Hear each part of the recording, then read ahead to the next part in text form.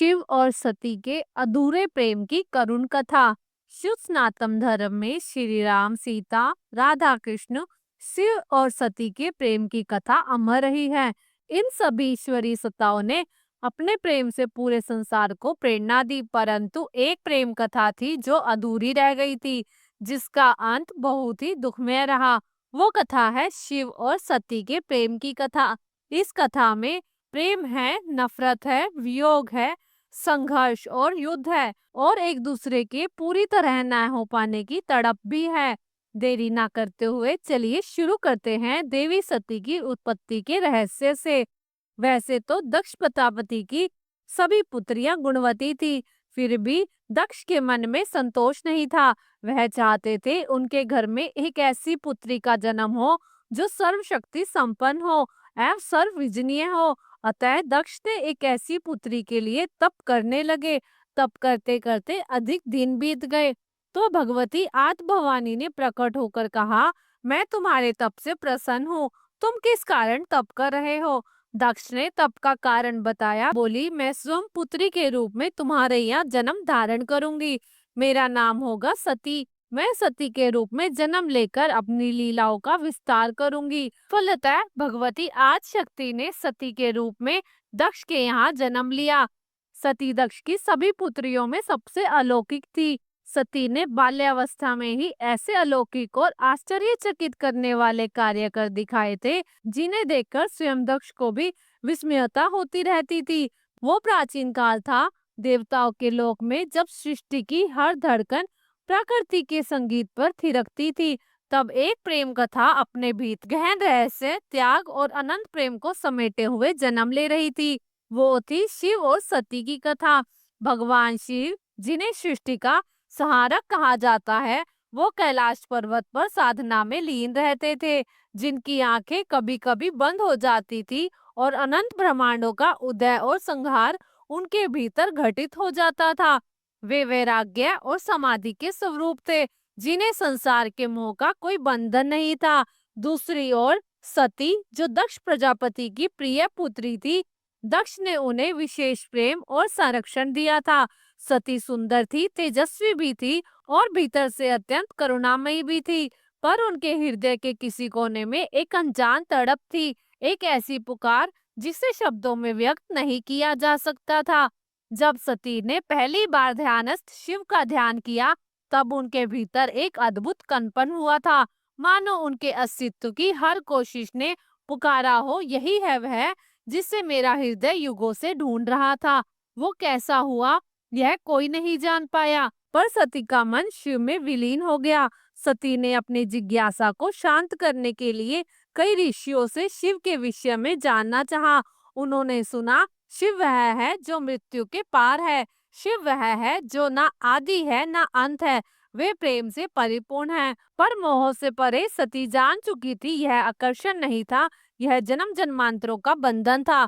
लेकिन उनकी यह भावना सरल नहीं थी। उनके पिता दक्ष शिव से अत्यंत प्रसन्न थे। दक्ष को लगता था कि शिव एक अघोरी है, जिनका कोई शिष्टाचार नहीं, जो भस्म रमाते हैं, जो शमशान में निवास करते हैं। कैसे अपनी राजकुमारी का हाथ उनके हाथों में सौंप सकते हैं?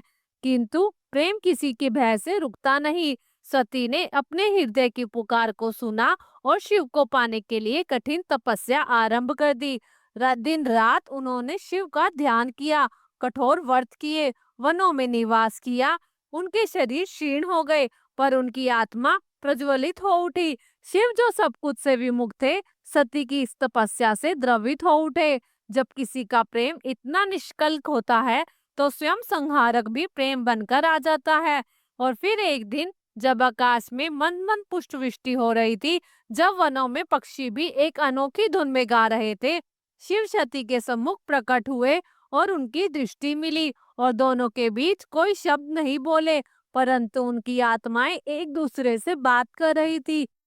एक मौन संवाद जो सृष्टि की पहली धुन से भी अधिक प्राचीन था। शिव ने सती से पूछा, क्या तुम सचमुच इस कठिन मार्ग पर चलना चाहती हो? सती ने सिर झुकाकर कहा, आपके बिना मेरे अस्तित्व का कोई अर्थ नहीं है। मैं आपके चरणों में अपना जीवन अर्पित करना चाहती हूँ। शिव ने एक सौम्य मुस्कान के साथ उनका हाथ थामा। सभी देवताओं ने इस पवित्र प्रेम का स्वागत किया। ब्रह्मा ने स्वयं आकर इस विवाह का आयोजन किया। विवाह का दिन आ गया। संपूर्ण ब्रह्मांड ने देखा कैसे देवों के देव महादेव अपनी दुल्हन का वरण करने जा रहे हैं। शिव अपने गणों के साथ निकले। उनकी बारात अनोखी थी। भूत प्रेत योगनिया गंधर्व किन्नर नाग सिद्ध सभी साथ थे। वे नाचते गाते गगन को गुंजाते हुए बढ़ रहे थे। सती ने भी उन्हें देखा और एक क्षण के लिए चौंक गई और फिर मुस्कुराती, क्योंकि प्रेम तो बाह्य आवरणों से परे होता है।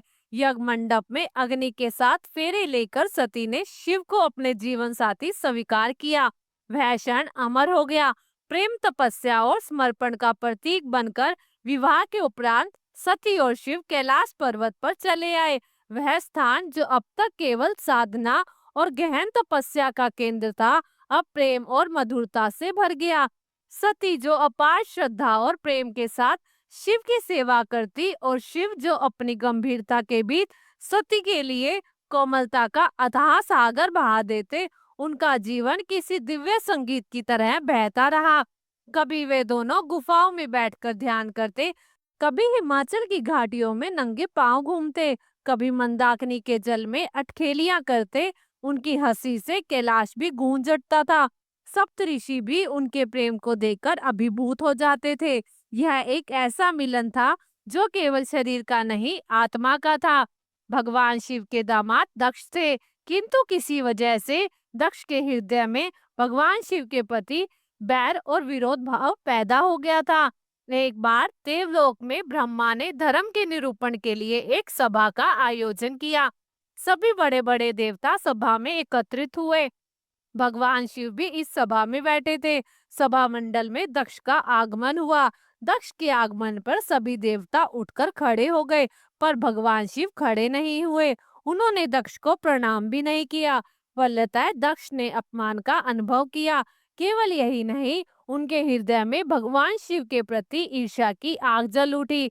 वे उनसे बदला लेने के लिए समय और अवसर की प्रतीक्षा करने लगे।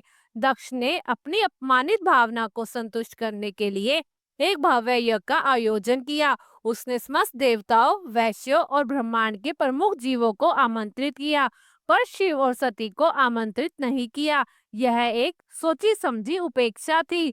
एक बार सती और शिव कैलाश पर्वत पर बैठे हुए परस्पर वार्तालाप कर रहे थे। उसी समय आकाश मार्ग से विमान कंखल की ओर जाते हुए दिखाई दिए। सती ने उन विमानों को देखकर भगवान शिव से पूछा, प्रभु ये सभी विमान किसके हैं और कहाँ जा रहे हैं? भगवान शंकर ने उत्तर दिया, आपके पिता ने बहुत बड़े यज्ञ का आयोजन किया है। समस्त देवता और देवगणाएं इन विमानों में बैठकर उसी यज्ञ में सम्मिलित होने के लिए जा रहे हैं। इस पर सती ने प्रश्न किया, क्या मेरे पिता ने आपको यज्ञ उत्सव में सम्मिलित होने के लिए नहीं बुलाया? भगवान शंकर ने उत्तर दिया, आपके पिता मुझसे बैर रखते हैं, फिर वह मुझे क्यों बुलाने लगे? जब सती को यज्ञ की बात पता चली, उनका हृदय विचलित हो उठा। उन्होंने सोचा, पिता ने शायद भूल से हमें नहीं बुलाया होगा। मैं पुत्री हूँ, अतः मुझे उनके घर जाने का अधिकार है।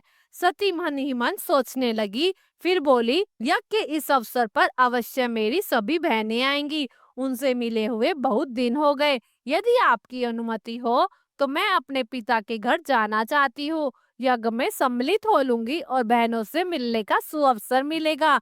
उन्होंने शिव से अनुमति मांगी, पर शिव तो अंतर्यामी थे। मुस्कुराकर बोले, सती, जहाँ अपमान और द्वेष का वातावरण हो वहां जाना उचित नहीं है। किंतु सती का हृदय पिता के प्रेम और कर्तव्य के बीच उलझा रहा। उन्होंने आग्रह किया और अंततः शिव ने अनुमति दे दी और चेतावनी भी दी, सावधान रहना प्रिय, वहाँ केवल प्रेम नहीं, अहंकार भी पलता है। सती उत्साह और चिंता के मिश्रित भावों के साथ अपने मायके दक्ष प्रजापति के यज्ञ में पहुंची। यज्ञ मंडप में पहुंचते ही सती ने अनुभव किया कि वहाँ का वातावरण विषयुक्त है। कोई भी उनके स्वागत के लिए नहीं आया। किसी ने आदर पूर्वक स्थान नहीं दिया। दक्ष मंच पर बैठा था, गर्व से फूला हुआ। उसने सती को देखकर कटु शब्दों में कहा, जिसे तुमने पति बनाया है वह तो शमशान का वासी है, गंध में लिपटा, असभ्य और जंगली। तुम जैसी कुलीन कन्या ने उसका वरण कर हमारे कुल का अपमान किया है। यह शब्द सती के वृक्ष स्थल पर व्रजकित रह गिरे। उनका तन कांप उठा, नेत्रों से अग्नि बरसने लगी। उन्होंने देखा कोई भी देवता वहां शिव का सम्मान करने के लिए खड़ा नहीं हुआ। सब मौन थे, जैसे या तो भयभीत हो या फिर दक्ष के आगे सिर झुकाए हो। सती ने दहाड़ते हुए कहा, शिव कोई साधारण नहीं, संहारक नहीं, वह स्वयं आदि योगी आदि देव हैं। तुम्हारा यह यज्ञ जिसमें शिव का अपमान है वह निष्फल है और अधर्मपूर्ण है। वेदियों की अग्नि थरथरा उठी, वातावरण भयंकृत हो गया और फिर सती का आत्म बलिदान। सती ने क्रोध और दुख भरे स्वर में घोषणा की, जहाँ मेरे पति का अपमान होता है वहां इस देह का मेरे लिए कोई मूल्य नहीं है। मैं इस शरीर को यहीं त्याग दूंगी। यह कहकर सती ने ध्यानस्थ और योग अग्नि से स्वयं को भस्म कर लिया। एक भयानक प्रकाश फूटा और सती का शारीरिक स्वरूप अग्नि में विलीन हो गया। पूरे यज्ञ स्थल में हाहाकार मच गया। देवताओं के मुख पीले पड़ गए, धरती कांपने लगी, आकाश गरजते हुए बादलों में अर्थनाद किया। जब कैलाश पर ध्यानस्थ शिव को यह समाचार मिला, उनकी आंखों से एक ज्वाला भड़क उठी, जिसे देखकर स्वयं काल भी थरथराने लगा। उन्होंने अपनी जटा से एक केश तोड़ा और धरती पर पटका। उससे वीरभद्र का जन्म हुआ। क्रोध और संहार का जीवित रूप शिव ने आदेश दिया, वीरभद्र जाकर दक्ष के यज्ञ को विध्वंस कर दो और उस अहंकारी को दंड दो। वीरभद्र और उनके गण यज्ञ मंडप पर धावा बोल दिया और संपूर्ण देवताओं को पराजित कर दिया, यज्ञ विध्वंस कर दिया। दक्ष का सिर काट दिया गया। शिव स्वयं आकर क्रोध भाव में समस्त सृष्टि को कंपित करने लगे। उनका तांडव संहार का नतन पृथ्वी को डगमगाने लगा। प्रेम के खोने का यह शोक सृष्टि के विनाश में बदल गया था। सती के शरीर के भस्म हो जाने के बाद शिव का हृदय ऐसा टूटा जैसे ब्रह्मांड के भीतर कोई तंतु सदा के लिए उखड़ गया हो। वह मौन हो गए, उनके नेत्रों से अश्रुधारा बहने लगी, जो हिम्मत बनकर कैलाश की घाटियों में फैल गई। क्रोध, शोक और प्रेम तीनों भावनाएं एक साथ उमड़ पड़ी। शिव ने वीरभद्र को आदेश दिया था, यज्ञ को विध्वंस करो, दक्ष को दंड दो, परंतु उनके भीतर जो ज्वाला थी वह केवल दंड या विध्वंस से शांत नहीं हो सकती थी। वह प्रेम के अभाव से उत्पन्न हुई और फिर शिव ने सती की भस्मित शरीर की राख को अपनी जटाओं से इकट्ठा किया और योग बल से उन्हें पुनः मूर्त रूप प्रदान किया। उन्होंने सती के निर्जीव शरीर को अपने कंधे पर उठाया और विक्षिप्त अवस्था में चल पड़े। दिशाहीन निर्वेद सती के पार्थिव शरीर के साथ पूरे ब्रह्मांड में भटकने लगे, कभी पर्वतों पर, कभी समुद्रों के किनारे, कभी घने वनों में। शिव जो सृष्टि के नियता थे, अब वो प्रेम में विह्वल और एक शोकग्रस्त प्रेमी बन गए थे। उनके क्रंदन से आकाश फटने लगा, उनकी पीड़ा से नदियां रुक गई, पवन विलाप करने लगा, समस्त लोग व्याकुल हो उठे, अर्श, यक्ष, गंधर्व सभी भयभीत हो गए। यदि शिव का यह विक्षिप्त दुख यहीं चलता रहा तो सृष्टि का संतुलन भंग हो जाएगा। वे सब ब्रह्मा और विष्णु के पास पहुंचे। सबने मिलकर विनती की कि कुछ कीजिए, इस सृष्टि को बचाइए। तब भगवान विष्णु ने एक उपाय किया। अपने सुदर्शन चक्र को चलाकर उन्होंने सती के शरीर को खंड खंड कर दिया। जहां जहां सती के अंग गिरे वहां वहां दिव्य शक्तिपीठों का निर्माण हुआ, जो आज भी पृथ्वी पर पूज्य और पवित्र माने जाते हैं।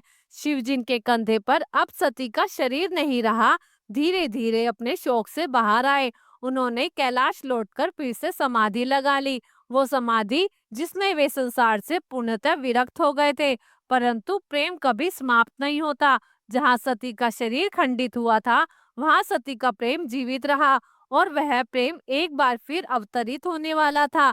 सती ने यह संकल्प लिया था, मैं फिर जन्म लूंगी और शिव को पुनः प्राप्त करूंगी। समय का चक्र घूमा, हिमालय राज और उनकी रानी मैनावती के यहाँ एक कन्या का जन्म हुआ। वह दिव्य और तेजस्वी थी, सौंदर्य की प्रतीक, शांत और तपस्विनी थी। उसका नाम रखा गया पार्वती। पार्वती के जन्म के साथ ही संपूर्ण प्रकृति में एक नई ऊर्जा का संचार हुआ। देवताओं ने आशा की कि पार्वती ही वह शक्ति होगी जो शिव को फिर से प्रेम से जगाएगी। जो सृष्टि को पुनः संतुलित करेगी। छोटी पार्वती बचपन से ही कैलाश की ओर देखा करती थी। उनकी बाल मन में ही एक रहस्यमय खिंचाव था, मानो कोई भूला हुआ स्वप्न उन्हें पुकार रहा हो। वे शिव के चित्र बनाती, शिव के गीत गुनगुनाती। जब वो युवती हुई तो उनके हृदय में एक ही संकल्प स्पष्ट था कि मैं शिव को ही अपना स्वामी बनाऊंगी। और यह आसान नहीं था। शिव तो समाधिस्थ थे, संसार से पूर्ण विरक्त और प्रेम वियोग दोनों से परे। पार्वती को उन्हें पाने के लिए तपस्या करनी थी, वह तपस्या जो स्वयं सृष्टिकर्ता को भी हिला दे। पार्वती ने हिमालय की गुफाओं में जाकर घोर तपस्या आरंभ कर दी।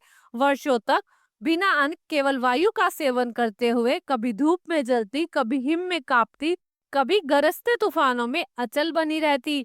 उनकी तपस्या से देवताओं का सिंहासन डोलने लगा, पृथ्वी कंपयमान हो उठी। अतः शिव ने अपने ध्यान से पार्वती की तपस्या को देखा और उन्हें स्मरण हुआ कि यह वही आत्मा है जो सती थी, जो प्रेम में मेरे साथ एकाकार थी, जो आज भी उसी निर्मलता और निष्ठा के साथ मुझे पुकार रही है। शिव के भीतर द्रवित भावनाएं फूट पड़ी। शिव ने अपनी समाधि तोड़ी, वे पार्वती के समक्ष प्रकट हुए। पार्वती ने कहा, हे प्रभु, मैं आपकी अर्धांगिनी बनना चाहती हूँ। जैसे सती थी, मैंने जन्मों तक आपकी प्रतीक्षा की है। शिव ने मुस्कुराते हुए कहा, तुम्हारी तपस्या से मैं प्रसन्न हूँ। तुम्हारा प्रेम सत्य है और सत्य कभी नष्ट नहीं होता। आओ पार्वती, तुम मेरी ही शक्ति हो। आज से हम एक हैं। ध्वनियां गूंज उठी और सप्त ऋषियों ने आशीर्वाद दिया। देवताओं ने पुष्प वृष्टि की। पृथ्वी, आकाश और पाताल तक इस पवित्र मिलन की गाथा फैल गई। शिव और पार्वती का विवाह संपन्न हुआ और प्रेम जो एक बार वियोग में तड़पा था, अब पुनः अमृतता के मुकुट से सुशोभित हो उठा। दोस्तों, हमारी आज की कहानी यहीं समाप्त होती है। हम उम्मीद करते हैं कि आपको यह कहानी पसंद आई होगी। और अगर आपको हमारी कहानी पसंद आई हो तो कृपया वीडियो को लाइक करें और शेयर करें और चैनल को सब्सक्राइब करना ना भूलें। धन्यवाद। जय श्री कृष्ण।